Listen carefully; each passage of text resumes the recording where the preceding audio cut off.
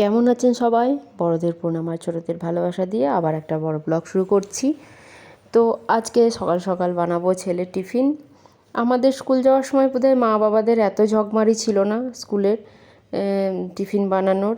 এখন তো আমি উঠে যাই, তার আধ ঘন্টা পৌনে 1 ঘন্টা পর ছেলে ওঠে।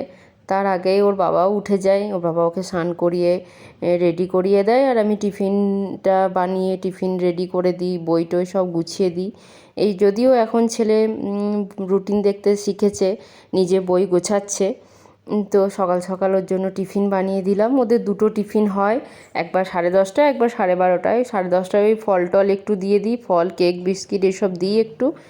আর এটাতে ফ্রাইড রাইসও করে দিই, পনির রোল, পরোটা, লুচি যাই হোক করে দিই। তো আজকে পনির রোল বানিয়ে দিয়েছিলাম, পনিরটা ছিল। পনির রোলটা একটু ওই দই দিয়ে আর একটু ধনে গুঁড়ো, একটু শুকনো লঙ্কা গুঁড়ো, যেটাতে রং হয়, ঝাল হয় না। আর ঝাল যদিও আমার ছেলে একটু খায়, একটু কাসুরি মেথি দিয়ে একটু নেড়ে নিলাম। আর ক্যাপসিকাম ছিল না, রেড ক্যাপসিকামটা ছিল, ওইটা দিয়ে একটু নেড়ে নিয়ে তারপরে পরোটা করে ওর মধ্যে রোল করে দিলাম। তারপর একটু বেরিয়ে গেছিলাম, এই সপ্তাহে রবিবারে তো একটু বেড়াতে গেছিলাম, তাই মাছ টাছ নেওয়া হয়নি, তাই একটু মাছ নিয়ে এলাম, চিংড়ি মাছ নিলাম একটু।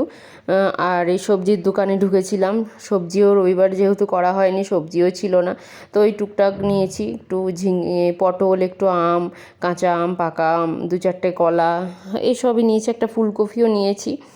দেখে খুব ভালো লাগলো কফিটাকে। আর গাজর, এই টমেটো, এইসব। তো সবজিগুলোকে এসে ধুয়ে আগে জল জল ঝরাতে দিয়ে দেবো, মানে ওই বাইরে ব্যালকনিটাতে রেখে দেবো।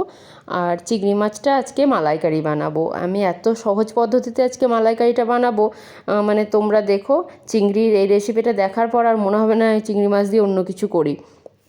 তো ও চিংড়ি মাছগুলো খুব সুন্দর করে এখানে পরিষ্কার করে দেয়, আর এসে মানে ধুয়ে নিলেই হয়। মাথার কালো সিটটা দেখছিলাম কেবল একটু পরিষ্কার করেছি কিনা, তো এটা একটু বের করে দিলাম। আর একদিকে ভাত বসিয়ে দিয়েছিলাম, আর এদিকে একটা ঢ্যাঁড়সের রেসিপি বানাবো। একটু রসুন কুচি, একটু আলু কুচি, একটু পেঁয়াজ কুচি, আর ঢ্যাঁড়সগুলোকে কুচি কুচি করে কেটে নিয়েছি। কিন্তু ঢ্যাঁড়সটাকে ধুয়ে প্রথমে ভালো করে শুকিয়ে নিতে হবে, ঢ্যাঁড়সের গায়ে যেন জল লেগে না থাকে। এই রেসিপিটা বানানোর জন্য এটা মানে খুবই দরকার।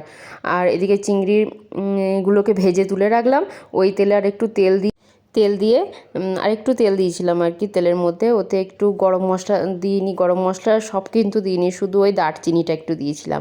আর যে মশলার পেস্টটা বানালাম সেটা হচ্ছে টমেটো, আর আদা, রসুন, পেঁয়াজ, আর 2-4টে কাজু, আর একটু দই দিলেও ভালো হয়। আজকে আমি দই দিইনি, কিন্তু ভালো করে পেস্ট বানিয়ে নিলাম। আর নারকেলের দুধটা তো আগেই বানিয়ে রেখেছি, নারকেলটাকে মিক্সিতে পেস্ট করে ছাঁকনিতে ছেঁকে নিলাম, পুরোটাই তো দেখালাম। তারপরে মশলাটা দিয়েছি, মশলার মধ্যে জিরে গুঁড়ো, ধনে গুঁড়ো কিছু দিইনি, কিন্তু একটু হলুদ গুঁড়ো দিলাম, আর একটু শুকনো লঙ্কার গুঁড়ো দিলাম, যেটাতে খানিক কালার হবে আর কি, কিন্তু ঝাল হবে না। আর কাঁচা লঙ্কা ওপর থেকে দিয়ে একটুখানি ফুটিয়ে নিলাম। আর মশলাটা ভালো করে কষাতেও হবে, দিয়ে ফুটিয়ে নামিয়ে নিলেই কিন্তু খুব সুন্দর হয়ে যায় রেসিপিটা। আর একটু চিনি দিয়ে দেবে যদি পছন্দ করো কেউ, 2-4টা দানা চিনি দিলে খুব ভালো টেস্ট হয়। চলো ঢ্যাঁড়সের রেসিপিটা আজকে বলে দিই, আমরা খেতে বসে গেছি এখন। তা করতে করতে তোমাদের ঢ্যাঁড়সের রেসিপিটা বলে দিই। তেলের মধ্যে রসুনটাকে প্রথমে দিয়ে দিতে হবে, রসুন আর লঙ্কা কুচি, তারপরে একটু হিং দিয়ে দিতে হবে। এবার রসুনটা ভাজা হয়ে যাবে, তখন পেঁয়াজ কুচি দিয়ে দিতে হবে। পেঁয়াজ কুচি দিয়ে আলুগুলোকে কুচানো থাকবে, আলুগুলোকে দিয়ে একটু লবণ দিয়ে ঢেকে দিতে হবে। ওই মানে কোনো জল ব্যবহার হবে না এই রান্নাটায়।